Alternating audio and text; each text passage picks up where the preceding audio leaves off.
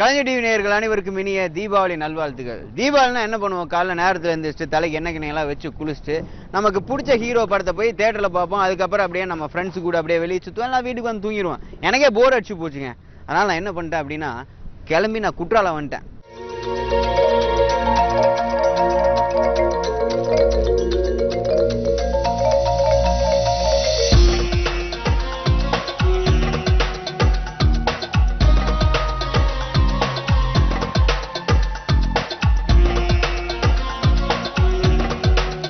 இப்போ நம்ம குற்றாலத்தோட மெயினான இடத்துல இருக்கோம். பார்த்தாலே உங்களுக்கு தெரிஞ்சிருக்கும், இதாங்க மெயின் அருவி. ஆனால் இது மட்டும் இன்னைக்கு சுவாரஸ்யம் கிடையாது. இன்னும் இன்ட்ரெஸ்டிங்கான விஷயங்கள் இந்த தீபாவளி அன்னைக்கு காத்துட்டு இருக்கு. என்னன்னு பார்த்தீங்கன்னா, ஒரு சூப்பரான ஒரு ஷூட்டிங் ஸ்பாட்டுக்கு உங்களை நான் கூப்பிட்டு போறேன். அங்கே வந்து அழகான ஹீரோயின்கள்லாம் நமக்காக காத்துட்டு இருக்காங்க. அடுத்த நான் உங்களை அங்கே மீட் பண்றேன், வாங்க.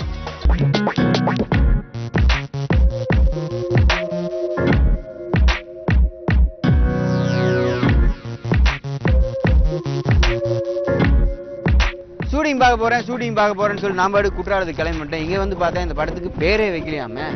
ஆனால் ஒரு விஷயம், இங்கே வந்து ஜெயம் ரவி இருக்காரு, டைரக்டர் சுராஜ் இருக்காங்க, அஞ்சலி இருக்காங்க, சூரிய ஒரு பக்கம் காமெடி பண்ணிட்டு இருக்காங்க, ஷூட்டிங் பாட்டுக்கு ஒரு பக்கம் போயிட்டு இருக்குது. ஆனால் என்ன, இப்போ நான் உங்களை பார்த்து இப்போ தீபாவளி விஷஸ் பண்ணோம். உங்களோட சார்பாக நான் சொல்லிட்டா? Okay, come on.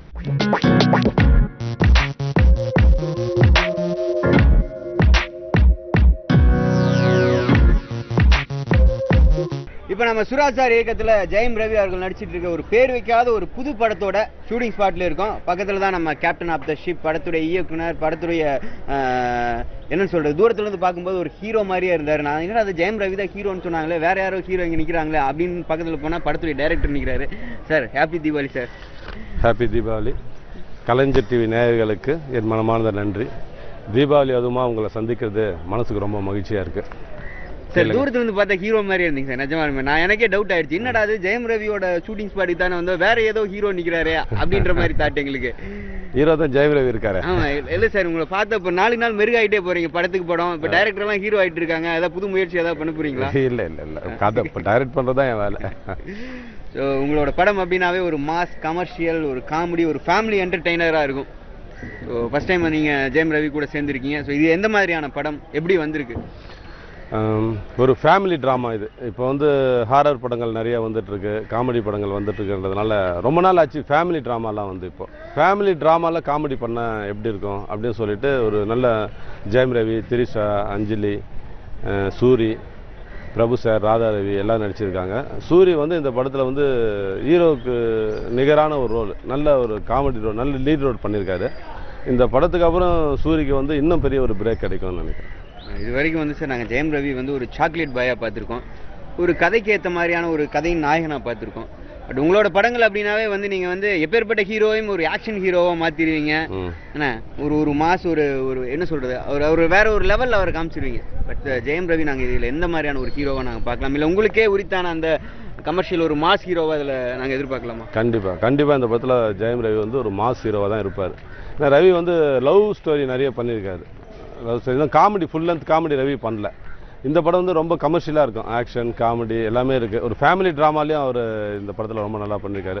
ரவி வந்து வில்லேஜ் படம் பண்ணுறது தான் ஃபஸ்ட் டைம். அதனால் ஒரு 10 இயர்ஸ் ஆச்சுன்னு சொன்னார். ஃபஸ்ட்டு படம் ஜெயம் வந்து வில்லேஜ் ஸ்டோரி பண்ணார். அதுக்கப்புறம் 10 இயர்ஸுக்கு அப்புறம் இந்த படம் தான் அவருக்கு full length village story, one comedy பண்ணுறாரு. அப்புறம் ரவி கிட்ட கதை சொல்லும்போது சொன்னார், அண்ணன் நான் இன்னும் காமெடி பண்ணதே இல்லைண்ணே அப்படின்னு சொன்னார். சரி, கரெக்டாக அவரும் நானும் சேரும்போது ஃபுல்லாக ஒரு ஃபேமிலி ட்ராமா வித் என்டர்டைன்மெண்ட். நீங்கள் வந்து ஒரு மியூசிக் இம்பார்ட்டன்ட் கொடுக்குற ஒரு இயக்குனர். உங்களோட படங்களில் பார்த்தீங்கன்னா இதுக்கு முன்னாடி வந்து எல்லா படத்துலையும் எல்லா சாங்ஸும் ஹிட் ஆகும். அதே போல் ஆர்ஆருக்கும் ரொம்ப இம்பார்ட்டன்ட் கொடுக்குற டைரக்டர். இந்த படத்தில் வந்து சாங்ஸ் எப்படி வந்திருக்கு? ஃபர்ஸ்ட் ஆஃப் ஆல் யார் மியூசிக் பண்ணியிருக்கா படம்? தமன் மியூசிக் பண்ணியிருக்காரு. தெலுங்கில் அவர் வந்து நம்பர் 1 மியூசிக் டைரக்டர். தமிழில் பண்ணிகிட்ருக்காரு, படங்கள்லாம் பண்ணிகிட்ருக்காரு. இதில் நான் போய் உக்காந்தேன், கதையெல்லாம் சொன்னேன். ரொம்ப சிரித்தார். ஒரு நல்ல ஹியூமர் சென்ஸ் இருக்குது அவருக்கு. சின்ன வயசுல தீபாவளி டைம்ல, தீபாவளி அன்னைக்கு இந்த செஞ்ச குறும்புகள் ஏதாவது ஞாபகம் இருக்கா? பட்டாசை பத்தி வரவங்க போறவங்க மேல போறது, இல்ல பிடிச்ச பொண்ணு மேல, ஹைட் அடிச்ச பொண்ணு மேல தூக்கி போடுறது, இல்ல வேற எங்க வீட்டுல கொண்டு போய் வெடி வைக்கிறது, கையில வெடியை பத்தி வைக்கிறது, வாயில வைக்கிற விஷயங்கள்லாம் பண்ணியிருக்கீங்களா? ஞாபகம் இருக்கு அதெல்லாம்? 1 2 பண்ணியிருந்தா ஞாபகம் இருக்கும். நான் எல்லாமே என் லைஃப்பில் குறும்பாகவே ஆகிருக்கு எல்லாமே. அதெல்லாம் சரியாக ஞாபகம் இல்லை. நிறைய குறும்புகள் பண்ணியிருக்கேன் தீபாவளிக்கு. எனிவே கலைஞர் டிவிக்கு என்னுடைய தீபாவளி நல்வாழ்த்துக்கள். அப்புறம் ஹீரோயின், காமெடியன் எல்லாம் இருக்காங்க. உங்களுக்கு நிறைய வேலை இருக்குது. உங்களுக்கு எனக்கு ஷார்ட் எடுக்கணும். வேலையை எடுத்துட்டு இருக்கேன்னு சொல்ல வரீங்க. நான் ஷார்ட் எடுக்கணும். நீங்கள் எல்லாரும் ரொம்ப சந்தோஷம். உங்களோட அப்பா டக்கரை நாங்கள் சீக்கிரம் எதிர்பார்த்துட்டு இருக்கோம். Thank you so much. உங்களுக்கு one second Deepavali wishes. Thank you. உள்ள போ. அது பக்கத்துல ஒரு ஆம்பளையோட ஷோல்டர் மட்டும் வச்சுக்கிறியா? ஓகே. எல்லாம் என்ன பாருங்க. ரெடி ரெடி சொல்லலாமா? எல்லாம் என்ன பாருங்க. ஆக்ஷன். கிட்டட்ட சொல்லியா கல்ல விட்டு எரியட்டா. கீழ வாங்க கரெக்ட்டா இருக்கு. அடுத்ததா படத்தோட ஒரு முக்கியமான கதாபாத்திரத்தில் நடிச்சிட்டு இருக்க அஸ்வின் பக்கத்துல இருக்காரு. Hello Ashwin, happy Deepavali. Same to you. Kalaignar TV எல்லாருக்கும் வணக்கம். எல்லாருக்கும் இனிய தீபாவளி நல்வாழ்த்துக்கள். எல்லாரும் நல்லா ஸ்வீட் கொண்டாடி சாப்பிடுங்க. தயவுசெய்து பட்டாசு அடிக்கிறவங்க மட்டும் சேஃபாக இருங்க. இது வரைக்கும் நாங்கள் வந்து உங்களை ஒரு கும்கி அஸ்வின் சொன்னாதான் வந்து எல்லாத்துக்கும் தெரியும். ஆமாம், கும்கி படம் வந்து அவ்வளோ ஒரு என்ன சொல்றது, அவ்வளோ ஒரு இம்பாக்டை உங்க மேலே ஒரு கிரியேட் பண்ணி வச்சிருக்கு. ஒரு நல்ல ஒரு கேரக்டர். எங்கே போனாலும் கும்கி அஸ்வின் அப்படின்ற மாதிரி எவ்வளோ படம் நடிச்சாலும் அப்படிதான் இருக்கு. ஆமாம். ஸோ இந்த படம் அப்பா டக்கர் அஸ்வினா உங்களை மாற்றுமா? கண்டிப்பாக அப்படின்னு மாட்டி விடாங்க என்ன. ஆக்சுவலாக அப்படி இல்லை. இப்போ ஜெயம் ரவி சார் கூட பார்த்தா ஜெயம் ஃபஸ்ட்டு படம் பண்ணார். எனக்கு பாஸ் தான் ஃபஸ்ட்டு படம். ஆனால் என்ன எல்லாருக்கும் வெளில தெரிஞ்சது கும்கி. ஸோ அதில் ஃபுல்லாக ட்ராவல் ஆனால நான் அப்படியே எங்கள் அப்பா என்ன சொன்னார், எல்லாருக்கும் அடைமொழி வச்சா ஒரு சென்டிமெண்ட்டாக பெருசாக ஹிட் ஆகும் அப்படின்னு சொன்னார். ஆனால் சரி பார்த்தேன் கும்கி அஸ்வின், அதனால என் பேர் சொல்ல ஆரம்பிச்சிருந்தேன். ஓகே ஓகே ஓகே, நல்ல விஷயம். எவ்வளோ படம் வந்தாலும் அந்த பேர் மாறாது இல்லை? கண்டிப்பாக. ஏன்னா எனக்கு கும்கி மாதிரி இன்னொரு படம் எனக்கு வந்து லைஃப்பில் எனக்கு அமையுமான்னு சொல்ல முடியாது. ஏன்னா பார்த்தீங்கன்னா ஃபுல் க்ரீன்ஸு அதெல்லாம் வேறங்க. இப்போ இருக்கிற சுச்சுவேஷனில் வந்து கதை தான் ஹீரோ அப்படின்றதுனால வந்து சீக்கிரம் நாங்கள் வந்து உங்களை ஒரு கதையின் நாயகனா நாங்கள் வந்து எதிர்பார்க்குறோம். கண்டிப்பாக சீக்கிரம் வரணும். Sure sure. உங்கள் டிவியோட பிளெஸிங்ஸ், உங்களோட பிளெஸிங்ஸ் கண்டிப்பாக இருக்கணும். நன்றி. தென் ஜெயம் ரவி சொல்லுங்கள் சார். ஒரு வேற ஒரு லெவலில் போயிட்டு இருக்காரு. ஸோ அவரோட படத்தில் கண்டிப்பாக நடிச்சாவே கூட நடிக்கிற ஆர்டிஸ்ட்டும் வேற லெவலுக்கு போயிடுவாங்க. எந்த அளவுக்கு உங்களுக்கு சப்போர்ட்டிவாக இருக்காரு இந்த படத்தில்? அதாவது ஒரு எக்ஸ்பீரியன்ஸ்ன்றது பயங்கரமாக ப்ரூவ் பண்ணுறேன். ஒவ்வொரு சீன்லேயும் எல்லாத்தையுமே எனக்கு வந்து சொல்லிக் கொடுப்பாரு. இப்படி பண்ணி ரியாக்ட் பண்ணு, இந்த இடத்துல நீ வந்து சிரிக்க வேணாம், சின்ன ஒரு விஷயங்கள் சொல்ல நம்ம பேத்துக்கு நல்லது, நம்மளுக்கும் ஒரு ப்ளஸ்ஸாக இருக்கும். படத்தில் பார்க்குறப்ப நம்ம தான் கட்சியில் நம்மளாம் கிளாப்ஸ் வாங்க போகிறோம். ஸோ சொல்லுவார் அதே மாதிரி நீ மறையாத, நானும் ஹைட்டுன்னு தெரியுது இல்லை, நீ கொஞ்சம் ஃப்ரண்ட்டில் ஒன்று இல்லை அப்படிலாம் சொல்லுவார். ஸோ நிறையா கொடுப்பாரு, சப்போர்ட்டிவாக ரொம்ப இருக்கார், இன்னும் இருப்பார்னு நினைக்கிறேன். ஸோ ரொம்ப ஜாலியான ஒரு பர்சன். ஸோ அதாவது எந்த ஒரு டென்ஷனே இல்லாமல் ஐயோ இவர் கூட பண்ணும்போது பயமாக இருக்கும் அதெல்லாம் எதுவுமே கிடையாது. ரொம்ப ஸ்போர்ட்டிவாக ரொம்ப ஜாலியாக இருப்பார். சுரேஷ் சார் எந்த அளவுக்கு உங்களுக்கு இம்பார்ட்டன்ஸ் கொடுக்குறாரு படத்தில்? அது நீங்கள் படம் பாருங்க உங்களுக்கு கண்டிப்பாக தெரியும். அதான் சொல்ல மாட்டேன், அதை பற்றி சொல்லவே கூடாது. ரொம்ப ஒரு இம்பார்ட்டண்ட்டான கேரக்டர். படம் பார்த்தா உங்களுக்கு தெரியும். த்ரிஷா அஞ்சலி கூடலாம் படத்தில் காம்பினேஷன் இருக்குது கண்டிப்பாக இருக்கு. ஆமாம். எப்படி இருந்துச்சு அவங்க கூட? ஏன்னா த்ரிஷா ஆல்மோஸ்ட் ஒரு 10 இயர்ஸ்க்கு மேலே இருக்காங்க. ஆமாம் ஆமாம். அதான் சீனியர் ஆர்டிஸ்ட் கூட தான் நடிக்கிறப்போ நான் சீனியர் ஆர்டிஸ்ட் அவங்க Jayam Ravi sir senior artist அப்படி பார்த்தா எனக்கு பிரபு சார் இருக்காரு, நிறைய பேருக்கு எல்லா கூட எனக்கு காம்பினேஷன் கிடைக்கல. எனக்கு வந்து ஒரு பெரிய ஒரு கொடுப்பினர் தான் சொல்லும். ஏன்னா நான் எங்கள் லக்ஷ்மி மேக்கர்ஸ் பேனரில் நான் ஃபஸ்ட்டு படம் தான் பண்ணுறேன். ஓன் ப்ரொடக்ஷனில் பண்ணுற நடிக்கிற ஃபஸ்ட்டு படம். நான் பாஸ் பார்த்தீங்கன்னா வந்து வேறு ப்ரொடியூசர், அப்புறம் நெடுஞ்சாலை அதெல்லாம் வந்து ரெஜெண்ட் மைனுக்கு பண்ணாங்க. ஸோ அதெல்லாம் நான் ஃபஸ்ட்டு பேனரில் பண்ணுறப்போ கொஞ்சம் சந்தோஷமாக இருக்குது. அதில் எல்லா சீனியர் ஆர்டிஸ்டோட அட்வான்டேஜ் இருக்கா? ஓன் ப்ரொடக்ஷனில் பண்ணுறதுக்கு மற்ற கம்பெனியில் பண்ணுறதுக்கு என்ன அட்வான்டேஜ்? ஒன்றுமே கிடையாதுங்க, ஒன்றுமே கிடையாது. நான் ஆர்டிஸ்டாக இருக்க போகிறேன். இங்கே வந்து நான் ப்ரொடக்ஷன் வேலை நான் பார்க்கவும் போகிறது கிடையாது. ஸோ வந்து மெயினில் தான் ஒன்று தான் நம்ம வச்சுக்கணும். ரொம்ப சந்தோஷமா சீக்கிரம் வந்து இன்னும் அடுத்த கட்டத்துக்கு வந்து இந்த படம் உங்களை கூட்டு போகணும் நம்புறேன். கண்டிப்பாக. Thank you so much. Once again happy Deepavali. Same to you. எல்லாருக்கும் திருப்பியும் சொல்கிறேன், இனிய தீபாவளி நல்வாழ்த்துக்கள். Have a safe Deepavali. நிறைய ஸ்வீட் சாப்பிடுங்க, சுகர் இருக்கிறவங்க கம்மியாக சாப்பிடுங்க. Thank you so much.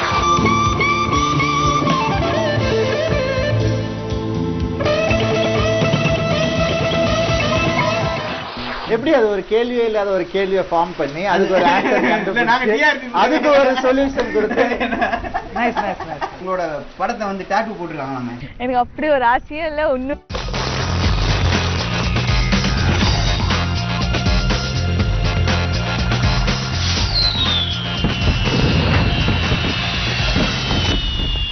அப்பா டக்கர் படம் எப்படி வந்துட்டு இருக்கு? அப்பா டக்கர் அவ்வளோ சூப்பராக வந்துட்டு இருக்கு. எல்லாருக்கும் நிச்சயமாக ரொம்ப பிடிக்கும். அந்த அளவுக்கு ஒரு ஹாப்பி, அந்த அளவுக்கு ஒரு ஃபேமிலி என்டர்டெய்னர் படமாக இருக்கும். முக்கியமாக எங்கள் டைரக்டர் சுராஜ் சார் அவ்வளோ ஜாலியாக, அவ்வளோ ஃபேமிலி என்டர்டெய்னிங்காக ரொம்ப நாளைக்கு அப்புறமா எல்லா ஒரு ஃபேமிலி என்டர்டெய்னிங் ஸ்கிரிப்டை பார்க்க வைக்கணும்னு ஒரு முடிவு பண்ணி எடுத்துட்டு இருக்காரு. என்ன படம் இப்போ ரிலீஸ்க்காக எங்களுக்கு காட்ட போறீங்க? நிச்சயமா நீங்க மோஸ்ட்லி ஜான்ல பார்த்துடுவீங்க. நிச்சயமா அப்பா டக்கர் உங்களை எல்லாரும் ஜாலியாக ஆக்கிடுவார் ஜான்ல. நீங்க பார்த்த வரைக்கும் படம் எப்படி வந்திருக்கு? ஏன்னா சுராஜ் சார் படம் அப்படின்னாலே ஒரு கமர்ஷியல் ஃபேமிலி என்டர்டைனராக இருக்கும். அதனால நிறைய பொருட்செலவுகளும் நிறைய ஏற்படும். எப்படி மேனேஜ் பண்றாரு சுராஜ் சார்? எங்க கம்பெனியில் சுந்தர் சார் கூட ஒரு 5 படமா ஃபுல்லாக ட்ராவல் ஆயிருக்காரு. அவரை மாதிரியே தான் யூகே செந்தில்குமார் இந்த படத்தோட சினிமாட்டோகிராஃபர், அவரும் அவ்வளோ ஜாலியாக ட்ராவல் ஆகி இந்த ஸ்கிரிப்டை பொறுத்த வரைக்கும் சார் இது நம்ம கம்பெனி படம், நம்ம எவ்வளோ ஈஸியாக பண்ணணுமோ அவ்வளோ ஈஸியாக பண்ணுவோம் அப்படின்னு சொல்லி ஒவ்வொரு விஷயத்துலையும் கேர் எடுத்து அவ்வளோ கிராண்டியராக பண்ணிட்டு இருக்காங்க. Thank you so much. கண்டிப்பாக உங்களை மாதிரி நாங்களும் வந்து ரொம்ப அவளோட படத்தை வந்து எதிர்பார்த்துட்டு இருக்கோம். நிச்சயமா சீக்கிரம் வந்து ரசிகர்களோட பார்வைக்கு கொண்டு வாங்க. Once again happy Deepavali. உங்களோட விஷஸ் அகைன் நீங்க audience wish you the same. Thank you. Kalaignar TV நேயர்களுக்கு என் இனிய தீபாவளி நல்வாழ்த்துக்கள்.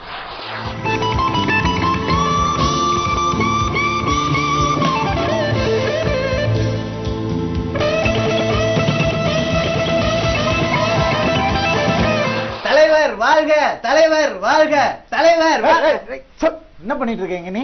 ஆனா நீங்க கட்சி புதுசா ஓபன் பண்ணிருக்கதா சொன்னாங்க. சரி, கட்சி ஆரம்பிச்ச உடனே வந்து நம்ம வந்து சேர்ந்துட்டு அதான் நல்ல போஸ்டிங் எல்லாம் கொடுப்பீங்கல்ல, அதனால உங்க கட்சியில சேர வந்திருக்கேன். அப்படிலாம் இல்லப்பா, இங்க இது வந்து ஷூட்டிங்காக கட்சி ஆரம்பிச்சிருக்கோம். இல்ல தப்பா புரிஞ்சுக்காதீங்க, நான் தனி கட்சி ஆரம்பிச்சிருக்கேன்ல. அப்படியா? இல்லண்ணே, சூரி கூட சொன்னாரு அவரு ஆப்போசிட்ல ஒரு கட்சி ஆரம்பிச்சிருக்காரு அஞ்சலி வச்சு, நீங்களும் த்ரிஷாவை சேர்ந்து ஒரு புதுசா ஒரு டீம் ஃபார்ம் பண்ணி ஒரு கட்சி ஆரம்பிச்சிருக்கீங்க அப்படின்னு சொன்னாரு. அதையெல்லாம் சொல்லிட்டாரு அவங்களுக்கு. ஆமா, அங்க போனா எனக்கு சீட் எனக்கு வந்து எந்த போஸ்டிங் தர மாட்டேன்ட்டாரு. நீ வந்து ரவியை போய் பாரு, அண்ணா உனக்கு பண்ணுவாரு அப்படின்னு சொல்லி அனுப்பிச்சுட்டாரு. என்னென்ன நான் பண்ணணும், என்னென்ன கொள்கைகள் இருக்கு, டெவலப் பண்ணணும். என் கட்சியில சேரணும். பாடி இந்த பாடி பத்தாதானா? இல்ல இன்னும் கொஞ்சம் வேணும். அதுக்கு என்ன பண்ணலாம்னு இருக்கேன். நான் ஜிம்முக்கு போயிட்டு இருக்கேன், அதே கொஞ்ச நாள் கண்டினியூ பண்ணிட்டா அப்பதான் உனக்கு சீட். ஓகே, அப்புறம் வேற முதல்ல வீட்டுக்கு நல்லது பண்ணுங்க, வீட்டுக்கு நல்ல பையனா இருங்க முதல்ல, அதுக்கப்புறம் நாட்டை பார்ப்போம் நம்ம. ஸோ முதல்ல வீடு, அப்புறம் நாடு, அப்புறம் அவ்வளோதான். ஆமாம், சரி ஓகே. இப்போ நம்ம கான்செப்ட் குள்ள வந்துடும். ஃபர்ஸ்ட் டைம் வந்து சுராஜ் சார் கூட வந்து படம் பண்ணிருக்கீங்க. சுராஜ் சார் அப்படின்னாவே வந்து மாஸ், கமர்ஷியல், ஒரு என்டர்டைனர், காமெடி எல்லாமே இருக்கும். ஆமாம். ஸோ இதில் வந்து இது வந்து ஆக்சுவலாக இது வரைக்கும் நாங்கள் ரவியை வந்து ஒரு லவர் பாயாக பார்த்துருக்கோம், ஒரு சீரியஸான கேரக்டர்லையும் பார்த்துருக்கோம், நிமிர்ந்து நெல் பேராண்மை படங்களில் நடித்த ஒரு அந்த மாதிரியான கேரக்டரில் பார்த்துருக்கோம். இதில் வந்து சுராஜ் சார் ஒரு கமர்ஷியல் ஷூல இருந்து அப்படியே ஃபிங்கர்ஸ் வரைக்கும் வந்து ஷார்ட் வைப்பாரு, மாஸ் காமிப்பாரு. இதில் எப்படி பண்ணியிருக்காரு? அதான் சுராஜ் சார் வந்து அது எதுவுமே இதில் பண்ணல. என்ன சொல்றீங்க? சுராஜ் சார் 5 நிமிஷமா இந்த கேள்வி கேட்டிருக்கேன், நீங்க என்னன்னா சுராஜ் சார் இதுல ஒண்ணுமே பண்ணட்டீங்க. ஆமா, அது நீங்க சொன்ன எதுவுமே பண்ணல. ஆனா ஒன்னே ஒன்று மட்டும், படம் ஃபுல்லா இருக்கும் காமெடி. ஓகே, அந்த என்டர்டெயின்மெண்ட் வந்து அன்லிமிட்டடா இருக்கும். அதிகம் கிசுகிசுவே வராத ஹீரோ அப்படின்னு பார்த்தா வந்து ஜெயம் ரவி சொல்லலாம். ஆனா இப்போ ரீசெண்டாக ஃபேஸ்புக், ட்விட்டர் எல்லாத்தையும் ஒரு விஷயம் பார்த்தோம். த்ரிஷா வந்து உங்களோட படத்தை வந்து டாட்டூ போட்டுருக்காங்களாமே, அது என்ன விஷயம்? கேரக்டர் பார்த்து அவங்களுடைய கேரக்டர் வந்து என்னுடைய படத்தை வந்து டாட்டூவா போடுவாங்க. ஓகே, ஸோ நான் வந்து என்னன்னா பொறிப்பேன். நான் ஓகே, அந்த டாட்டூ எப்படியோ பார்த்துடணும்னு சொல்லி ஆசைப்படுற ஒரு பேட் கேரக்டர் நான். ஓகே, பட் என்ன கல்யாணம் பண்ணி போகிற பொண்ணு தான் பார்த்தா என்ன தப்புன்னு இவர் கேட்பாரு. அந்த பொண்ணு சொல்லும் கல்யாணத்துக்கு அப்புறம் தான் வந்து நல்ல பொண்ணு அவங்க. ஸோ இதுதான் வந்து விஷயமே தவிர ஏன் டாட்டூ எல்லாம் அவங்க போடல இல்லையா? நாங்க ட்விட்டர்ல எல்லாம் பார்த்து என்னது த்ரிஷா ஜெயம் ரவியோட படத்தை வந்து டாட்டூ போட்டிருக்காங்களா அப்படின்ற மாதிரிலாம் ஆச்சு. மக்களே தயவுசெய்து தப்பா எடுத்துக்காதீங்க, இப்போ கிளியரா இருப்பாங்க. நீங்களே சொல்லணும், அது சும்மா தண்ணி தொட்டு அழிச்சாலே போயிடும், அது போயிடு, சும்மா அது பொம்மை டாட்டூ. ஓகே, நான் பையன் இப்போ எப்படி அது ஒரு கேள்வியே இல்லாத ஒரு கேள்வியை ஃபார்ம் பண்ணி அதுக்கு ஒரு ஆன்சர் கண்டுபிடிச்சு அதுக்கு ஒரு சொல்யூஷன் கொடுத்து சினிமா வரலாற்றில் முதல் முறையா வந்து அதாவது இப்போ சினிமாவுக்குன்னு ஒரு ஃபார்முலாம் வந்துச்சுன்னா, அதாவது வெள்ளையா இருக்கவங்க வந்து கிராமத்து சப்ஜெக்டுக்கு எப்படி ஒத்து வருவாங்க அப்படின்னா, ஆமாவா இல்லையா? அப்படிதான் போயிட்டு இருக்கு சினிமா. நீ வெள்ளையா இருக்கப்பா, நீ வந்து நேட்டிவிட்டி சப்ஜெக்ட்ல எப்படிப்பா பண்ணுவா அப்படின்றாங்க. அதெல்லாம் பிரேக் பண்ற விதமா தான் நீங்க வந்து எங்களுக்கெல்லாம் ஆறுதல் கொடுக்குற மாதிரி கிராமத்து இளைஞனா அந்த படத்தில் நடிச்சிட்டு இருக்கீங்கன்னு கேள்விப்பட்டேன். அது உண்மையா? ஆமாம், நான் வந்து ஜெயம் என்னோட முதல் படமே வில்லேஜ் ஃபிலிம் தான். அதுக்கப்புறம் ஒரு full and full village film வந்து இதுதான் பண்ணுறேன் நான். ஸோ அது என்னன்னு தெரியல, அது என்ன வெள்ளை கான்செப்ட், வெள்ளையா இருக்கிறவன் போய் சொல்ல மாட்டேன் அப்படின்ற மாதிரி. வெள்ளையா இருந்தால் வந்து நேட்டிவிட்டி சப்ஜெக்ட் நீ எப்படி? என்னப்பா, அஜித் சார் வெள்ளை தான், எம்ஜிஆர் வெள்ளை தான், அப்புறம் என்ன அவர் என்ன கான்செப்ட்னு புரியல எனக்கு. பட் இது வந்து ரொம்ப நாள் ஆச்சு இந்த மாதிரியான ஒரு கலரான படம் வந்து, ரொம்ப நாள் ஆச்சு. அது வந்து நானே மிஸ் பண்ணியிருக்கேன். ஸோ அது எனக்கே வரும்போது ரொம்ப ஹாப்பியாக இருந்துச்சு எனக்கு. ஸோ ஸோ அதனால் கண்டிப்பாக இந்த படம் பண்ணுவோம் அப்படின்னு ஒரு முடிவு எடுத்து தான் பண்ணோம் நாங்கள். என்ன விஷயம் இம்ப்ரெஸ் பண்ணுச்சு டிரெக்டர் கதை சொல்லும்போது? ஏன்னா கண்டினியூஸாக நீங்கள் ஒரு ஆக்ஷன் பேக்டு ஒரு ஃபேமிலி ட்ராமா அந்த மாதிரியே பண்ணிட்டு இருக்க ஒரு ஸ்டேஜில் வந்து ஃபுல் அண்ட் ஃபுல் அந்த காமெடி ஸ்கிரிப்ட் பண்ணணும். இப்போ நான் எப்போவுமே கதை கேட்டாலும் எப்படிப்பட்ட கதையாக இருந்தாலும் சீரியஸாக தான் கேட்பேன். ஆனால் இதில் வந்து என்னால் சீரியஸாகவே இருக்க முடியல, என்னால் சிரிச்சுக்கிட்டே இருந்தேன் அவர் கதை சொல்லும் போது. ஸோ நமக்கு இப்படி இருக்கும் போது ஆடியன்ஸ்னும் அது கண்டிப்பாக, ஏன்னா நம்மளும் ஒரு ஆடியன்ஸ் தான். ஸோ நமக்கு தெரியும்ல ஆடியன்ஸ் எப்படி ரியாக்ட் பண்ணுவாங்கன்னு. ஸோ அதனால இந்த படம் கண்டிப்பாக இதை வந்து பண்ணலாம் அப்படின்னு தோணுச்சு எனக்கு. அதுதான் இம்ப்ரெஸ் பண்ணுச்சு மோஸ்ட்டாக. அவர் சீரியஸாகவே சொன்னாலும் எனக்கு சிரிப்பு தான். ஏன்னா அந்த ஸ்கிரிப்ட் அந்த மாதிரி சூரி சீரியஸாக டைலாக் பேசினா எப்படி இருக்கும், டேய் இப்பெல்லாம் பண்ணாத நான் அப்படி இப்படின்னு பேசும்போது அவ்வளோ ட்ரெண்டே அவ்வளோ அழகாக இருக்கும். ஸோ அது ரொம்ப இம்ப்ரெஸ் பண்ணுச்சு.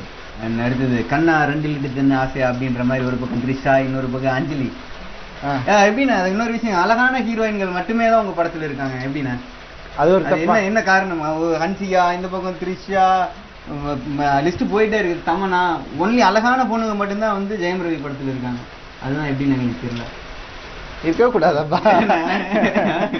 இல்லை அதாவது நான் எப்பவுமே நீ என் படம் பார்த்துட்டீங்கன்னா அந்த கேரக்டர் அவங்கள தவிர வேறு யாருமே பண்ணியிருக்க முடியாதுன்னு ப்ரூவ் பண்ணியிருப்பாங்க. ஹீரோயின்ஸ் ஜெனியில் எடுத்துக்கோங்க, உனக்கும் எனக்கும்ல. அதே மாதிரி அசின் எடுத்துக்கோங்க, எம் குமரனில். த்ரிஷா சம்திங்கில். ஜெனிலியா வந்து சந்தோஷ் சுப்ரமணியம், சாரி. அந்த மாதிரி எடுத்துக்கிட்டிங்கன்னா எல்லாருமே அந்த கேரக்டருக்கு அவ்வளோ ஆப்டாக இருப்பாங்க. இப்போ நான் பண்ணிட்டு இருக்கிறது எங்கேயும் காதல் வந்து நானும் ஹன்சிகாவும் இப்போ ரோமியோ ஜூலியட் பண்ணுறோம். எங்கேயும் காதலில் பார்த்தீங்கன்னா அவங்கள தவிர வேறு யார் பண்ணியிருந்தாலும் அந்த க்யூட்னஸ், அந்த ஒரு யூத்ஃபுல்னஸ் வந்திருக்காது. அப்போல்லாம் அந்த பொண்ணு வந்து ஸ்கூல் படிக்கிற பொண்ணு வயசு அந்த பொண்ணுக்கு. ஸோ அதனால் அது அப்படி தேவைப்பட்டது. ஸோ அதுதான் அவங்களுடைய இன்ட்ரடக்ஷன் ஃபில்மும் கூட. ஸோ இந்த மாதிரி அமைகிறாங்க அப்படியே. சுராஜ் சாருடைய அப்பா டக்கர், அடுத்து வந்து அண்ணனோட படம் பூலோகம் ரிலீஸ்க்கு காத்துட்டு இருக்கு, ரோமியோ ஜூலியட் இதெல்லாம் எப்போ ரிலீஸ்க்காக காத்துட்டு இருக்கு? ஏதாவது வேற என்ன ப்ராஜெக்ட் போயிட்டு? அதான்ப்பா, இது வந்து பூலோகம் வந்து ப்ரொடியூசர் கையில் தான் இருக்குது. அவர் எப்போ ரிலீஸ் பண்ணணும் அவர் தான் சொல்லணும். படம் முடிச்சாச்சு நாங்கள். ரோமியோ ஜூலியட் 80% முடிஞ்சிருச்சு. எங்கள் அண்ணனுடைய படமும் கிட்டத்தட்ட அவ்வளோ முடிஞ்சிடுச்சு. அது தனி ஒருவன். ஸோ அதுக்கப்புறம் இப்போது இங்கே வந்திருக்கேன் நான். இதுவும் வந்து 60% முடிஞ்சிருச்சு. ஸோ நல்ல ப்ராஜெக்ட்ஸ் எல்லாமே. அண்ணன் வந்து தனி ஒருவன் ஏஜிஎஸ் என்டர்டெயின்மெண்ட்ஸ் ப்ரொடியூஸ் பண்ணுறாங்க. அதோடைய அண்ணனுடைய ஓன் ஸ்கிரிப்ட் அது. அவர் அந்த படத்துக்காக எவ்வளோ கஷ்டப்பட்டிருக்காருன்னு எனக்கு நல்லாவே தெரியும், கூட இருந்து பார்த்துருக்கேன். அதே மாதிரி ரோமியோ ஜூலியட் வந்து ஃபர்ஸ்ட் டைம் டைரக்டர் லக்ஷ்மண் ஒருத்தர் பண்ணுறாரு. Madras entertainments Nandagopal sir produce பண்ணுறாரு. ஸோ ஒரு நல்ல காம்பினேஷன். அண்ணன் படத்தில் வந்து நானும் நயன்தாரா, அரவிந்த் சுவாமி சார் ஒரு முக்கியமான கேரக்டர் பண்ணியிருக்காரு. ரோமியோ ஜூலியட்டில் வந்து நானும் ஹன்சிகாவும் பண்ணுறோம். இதில் உங்களுக்கே தெரியும் த்ரிஷா, அஞ்சலி, நானும் சூரி எல்லாம் பண்ணுறோம். And thank you so much. இந்த தீபாவளி அன்னைக்கு நான் உங்களை மீட் பண்ணது. உங்களுக்கு இந்த தீபாவளி குறும்பான தீபாவளியில் போயிருக்கேன். உங்களுக்கு பயங்கர நாட்டிய ஏதாவது விஷயங்கள்லாம் செஞ்ச விஷயங்கள்லாம் ஞாபகம் இருக்கா? நிறைய. நான் வீட்டெல்லாம் எரிச்சிருக்கேன். வீட்டையே எரிச்சிருக்கேன். ஸ்க்ரீன் எல்லாம் பற்றிக்கிச்சு, எல்லாம் பற்றிக்கிச்சு. வீட்டுக்குள்ளே பட்டாசு அடித்தேன், அம்மா சொல்லி கூட. அதனால அன்னைக்கு எனக்கு உண்மையாகவே வேற தீபாவளி இருந்துச்சு.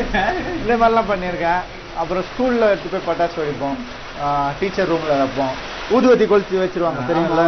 ஊதுவத்தியில் வந்து அவங்க போனால் அப்படியே மெதுவாக வரும், யாருக்கும் எதுவும் டவுட்டே வராது. திடீர்னு படம் எவன்டா வச்சான். அப்போ சிசிடிவி கேமராலாம் கிடையாது, யார் என்னன்னு கண்டுபிடிக்க முடியாது. இந்த மாதிரி பொறுக்கி வேலைலாம் நிறைய பண்ணியிருக்காங்க. ஓகேங்க, தேங்க்யூ ஸோ மச். இந்த அருமையான தருணத்தில் மீட் பண்ணது. உங்களோட கரியரில் இன்னும் மேலும் நான் நல்ல நல்ல படங்களாக பண்ணணும், நிறைய விருதுகள் வாங்கணும். என்னோட ஆடியன்ஸோட ஆசையும் கூட. உங்களுக்கு தீபாவளி அன்னைக்கு உங்களோட வாழ்த்துக்களை நீங்கள் நம்ம கண்டிப்பாக உங்களுக்கும் நேயர்கள் அனைவருக்கும் இனிய தீபாவளி நல்வாழ்த்துக்கள். Have a safe Deepavali.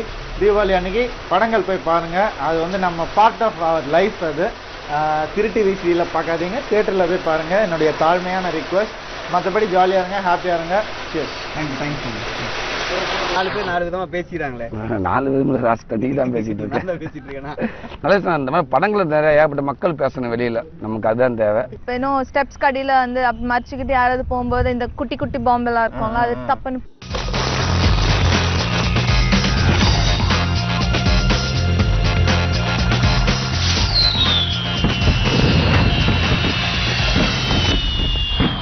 ஒரே மாதிரி இல்லாம பல மாதிரி வேற மாதிரி புது மாதிரியா காமெடி பண்ற சூரிய தான் நம்ம இப்ப பார்க்க போறோம். தலைவா வணக்கம். தலைவா வணக்கம். தலைவா தயவுசெய்து உங்க கட்சியில சேர்த்தீங்க தலைவா. கட்சியெல்லாம் ஆரம்பிச்சிருக்கீங்க, கலர் கலரா துண்டு போட்டிருக்கீங்க, கொடியெல்லாம் ஏத்திருக்கீங்க, சகிலா வேற கூப்பிட்டு வந்திருக்கீங்க. உங்க கட்சியில சேரணும்னா எனக்கு என்ன தகுதி இருக்கணும் தயவுசெய்து சொல்லுங்க ப்ளீஸ். எப்படியாவது என்ன சேர்த்தீங்க? சகிலா மேடம் மாதிரி ஒரு 5 கேர்ள்ஸோட நீங்க வரணும். சகிலா மேடம் மாதிரி அவங்க நான் கொஞ்சம் கம்மியான ஒரு 5 கேர்ள்ஸோட வரணும். ஏன்டா எங்களுக்கு வந்து கட்சியில் வந்து சிங்கிளா வர்றது எங்களுக்கு முக்கியம் இல்லை. தொண்டல் வரும்போது ஒரு 4 பெண்களோட வந்தாலே மகளிர் அணியை நாங்க வந்து அதிகப்படுத்துறோம். அந்த பெண்கள் மட்டும் வரணுமா இல்ல நானும் வரணுமா கூட? இல்ல பெண்கள் வந்தக்கப்ப நீ வராம கூட போயிரு, தப்பு இல்லை. எனக்கு வந்து பெண்களுக்கு கட்சியை பலப்படுத்தணும். நாங்க மகளிர் அணி வந்து நாங்க அதை வந்து நாங்க எங்க கட்சி வந்து பெரிய பலமா நினைக்கிறோம். சரி, இது வரைக்கும் நாங்க ஒரு பார்க்காத சூரிய ஒரு ஃப்ரெஷ்ஷா இருக்கீங்களே, இது எப்படி என்ன விஷயம் இதெல்லாம்? நீங்க என்ன கட்சியில் நீங்க என்னவா இருக்கிறீங்க? நீங்க தான் ஒரு முக்கியமான ஒரு புள்ளின்னு சொன்னாங்க. முக்கியமான ஒரு புள்ளியில இது முக்கியமான இருக்கிற நிறைய புள்ளிகளை நம்ம ஒரு புள்ளி. ஏன்னா அப்பா டக்கர் அந்த படத்தை வந்து அண்ணன் சுராஜ் அண்ணன் இயக்கிக்கிட்டு இருக்காங்க. கேமராமேன் யூகே செந்தில்குமாரன்னு, கியூர ஜெயம் ரவின்னு, த்ரீஷா, அஞ்சலி, ஸோ இவங்களோட சேர்ந்து நம்மளும் இருக்கோம். படத்தில் ஒரு ஏரியாவில் இப்போ ஒரு கட்சி எனக்கும் நானும் ஜெயம் ரவின்னு ஆப்போசிட்டாக இருப்போம். என்னென்ன கெட்டப்பெல்லாம் பயங்கரமாக இருக்குது. அது ஒரு நகைக்கடை விளம்பரத்துக்கு வர மாதிரி வர்றீங்களா? ஏதாவது ஜுவல்லரி ஆடிக்கு ஏதாவது பண்ணிட்டு வரீங்களா? இல்லை இது கட்சி தலைவர் நான் அந்த மாதிரி தான் இருக்கணும் அப்படின்னு தொண்டர்கள் எதிர்பார்க்குறாங்க. ஏன் தொண்டர்கள்னா எத்தனை பேருண்ணே இருக்காங்க? அது கிட்டத்தட்ட 7-8 பேர் இருக்காங்க. 7-8 பேர்? ஆமாம், நம்ம தொண்டர்கள். கட்சி நடத்துறீங்க? இல்லை அது கொஞ்சம் கஷ்டமாக தான் இருக்குது. க்ரௌடை வச்சு எப்படி சமாளிக்கிறீங்கன்னு நான் சொல்ல வரேன். இல்லை புரியுது. இல்லை இந்த தொண்டர் வந்து ஒரு 10 லட்சம் பேர்த்த வச்சு கட்டி ஆள்ற மாதிரி தான் இந்த 5 பேர், இந்த ஒரு 7-8 பேர். வருத்தப்பட வாலிபர் சங்கத்தில் சங்கம் சேர்த்துறீங்க, அதில் சூரி இருந்தார். இதில் கட்சி சேர்த்திருக்கீங்க, இதுலேயும் வந்து ஏதோ கலை நிகழ்ச்சி போடுறீங்க போல இருக்கு. இதுலேயும் வந்து சூரியதான் முன்னாடி கதைக்கு ஒரு மாதிரி 4 பேர் 4 விதமா பேசிக்கிறாங்களே. 4 விதமா ராஸ்தா நீ தான் பேசிட்டு இருக்கேன். நல்ல அந்த மாதிரி படங்களை நிறைய ஏகப்பட்ட மக்கள் பேசணும் வெளியில, நமக்கு அதுதான் தேவை. அதுக்கு நம்ம டைரக்டர் சுராஜனுக்கு தான் தேங்க்ஸ் சொல்லணும். இந்த மாதிரி நம்மள அவங்க எல்லாத்தையும் அவங்க டீம் சேர்த்துக்கிறாங்களே இந்த மாதிரி கதைக்குள்ள.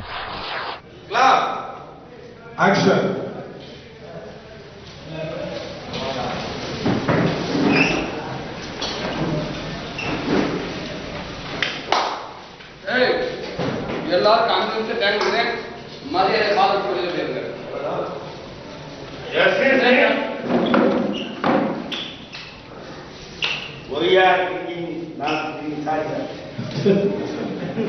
கராத்தேனா ப்ரூஸ்லி, கும்புனா ஜெட்லி, ஏலா மரியம்னா டோங்லி, என் பக்கத்துல இருக்கிறது அழகான அஞ்சலி. எப்படி இருக்கீங்க? ரொம்ப நாளைக்கு அப்புறம் மீட் பண்றேன். Happy Deepavali. Thank you so much. And இந்த அருமையான சந்தர்ப்பத்தில் உங்களை குற்றாலத்தில் வச்சு பார்ப்பேன்னு நினச்சி கூட பார்க்கல. எனவே படம் எப்படி வந்துட்டு இருக்கு? சூப்பரா வந்துட்டு இருக்கு, ரொம்ப நல்லா வந்துட்டு இருக்கு. படம் வந்து ஒரு ஃபுல் காமெடி பேக்கேஜ் மாதிரி இருக்கும். ஆடியன்ஸ் அது விழுந்து சிரிக்கலாம். ஏன்னா நானே சீன்ஸ் சொல்லும்போது நிறைய சிரிச்சு நான் சும்மா சிரிப்பேன். நான் நிறைய இந்த படத்துல சீன்ஸ்க்கு நிறைய சிரிச்சிருக்கேன். இல்ல உங்களோட கலகலப்பு காமெடியை பார்த்து இன்னுமே நாங்க சிரிச்சிட்டு இருக்கோம். அந்த படம் எப்ப பார்த்தாலும் டிவியில வந்து அந்த சீன்ஸ் எல்லாம் போடும்போது இன்னும் கலகலப்பாவே இருக்கும் வீடு ஃபுல்லா. ஆமா, நான் பண்ண படத்துலயே வந்து பெஸ்ட் காமெடி மூவி கலகலப்பு தான். இது வந்து அதை கிராஸ் பண்ணணும்னு நினைக்கிறேன். நான் சுராஜ் சார் கூட ஃபர்ஸ்ட் டைம் ஒர்க் பண்றீங்க, ஜெயம் ரவி கூடவும் ஃபர்ஸ்ட் டைம் ஒர்க் பண்றீங்க. இது ஒரு ஃப்ரெஷ்ஷான டீம் சொல்ல போனா. ஆமா, இந்த படத்துல த்ரிஷாவை தவிர எல்லாரும் கூடயும் ஃபர்ஸ்ட் டைம் ஒர்க் பண்றேன். நான் ஈவன் சூரி, ரவி, சுராஜ் சார், ஒரு ஃப்ரெஷ் ஃபீல் இருக்கு. But at the same time வந்து எனக்கு புது பிளேஸ்ல இருக்கிற மாதிரி ஒரு ஃபீல் இல்ல. எல்லாருமே ரொம்ப கம்ஃபர்டபுளா வச்சிருக்காங்க. ரொம்ப வந்து ஃபன்ஃபுல்லா இருக்கு. ஈவன் லொகேஷன்ஸை வந்து ஒரு regular kind of shooting spots மாதிரி இல்லாம வந்து ஒரு சும்மா வந்து ஒரு பேசிட்டு சிரிச்சுட்டு அந்த மாதிரி தான் ஷூட் பண்ணுவோம். ரொம்ப சீரியஸா இந்த ஷீட் எடுத்தே ஆகணும் அப்படிலாம் ஒண்ணுமே கிடையாது. இப்ப நாங்களும் பாத்துட்டு இருக்கோம், மழை வந்தா சரி அங்க எடுக்க முடியாது, இங்க ஒரு ரூம் காலியா இருக்கு, இங்க வச்சு நம்ம அவ்வளவுதான். இங்க எடுக்க முடியாதுன்னு அங்க எடுத்துடலாம். அந்த சீன் இல்லன்னு இந்த சீன் எடுத்துடலாம். அவ்வளவுதான். டைரக்டர் ஜாலியா ஷூட் பண்ணிட்டு இருக்காரு. உங்களோட கேரக்டர் என்ன இந்த படத்துல? இந்த படத்துல ஜெயம் ரவி பாரா பண்ணிட்டு இருக்கேன்.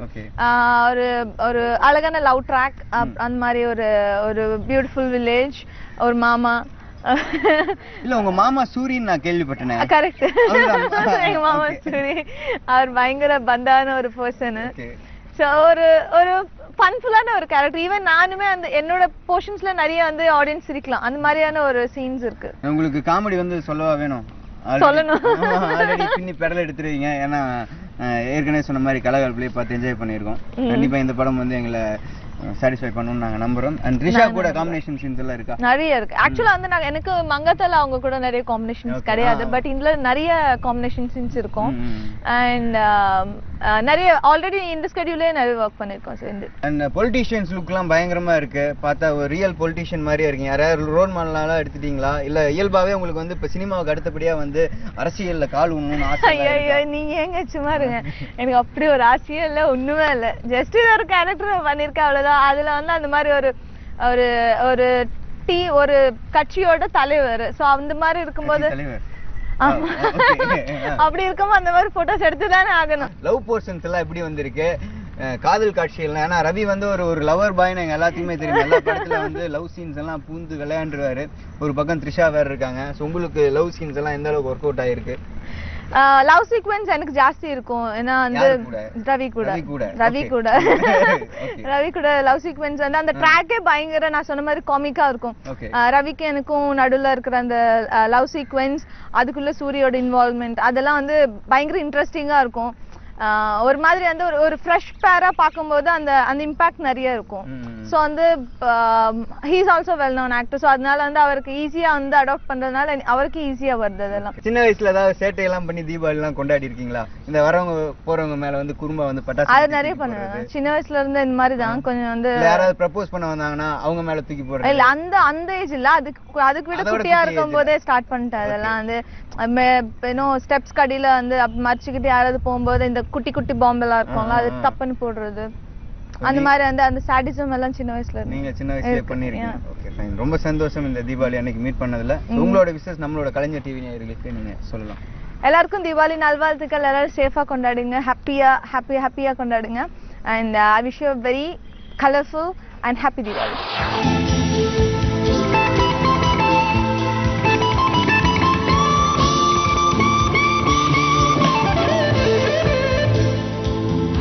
ஓகே விவாஸ், இன்னைக்கு இந்த தீபாவளி தினத்தன்று ஒரு சூப்பரான ஒரு ஜாலியான டீம் இன்டர்வியூ பார்த்துருப்பீங்க. என்ன ஒரு விஷயம்னா, நான் பாட்டுக்கு ஆர்வ கோளாறுல குற்றாலம் கிளம்பி வந்துட்டேன். இந்த ஊரில் காலையில் பார்த்தா சாயந்தரம் மாதிரி இருக்குது, சாயந்தரம் பார்த்தா காலையில் மாதிரி இருக்குது. ஏதோ எப்படியோ படத்து பேரே வைக்காத ஒரு டீமுக்கிட்ட அவங்க வாயாலேயே எக்ஸ்க்ளூசிவாக நம்ம கலைஞர் டிவிக்காக அவங்க படத்துடைய டைட்டில் அவங்க வாயிலேயே சொல்ல வச்சிட்டேன். I am very happy. இப்போ நான் கிளம்புறேன். தீபாவளி எல்லாரும் சேஃபாக கொண்டாடுங்க. மீண்டும் இதே போல் ஒரு நல்ல நிகழ்ச்சியில் திரும்ப வந்து உங்களை சந்திக்கிறேன். Until then, it's bye from Taniye. See you. Bye bye.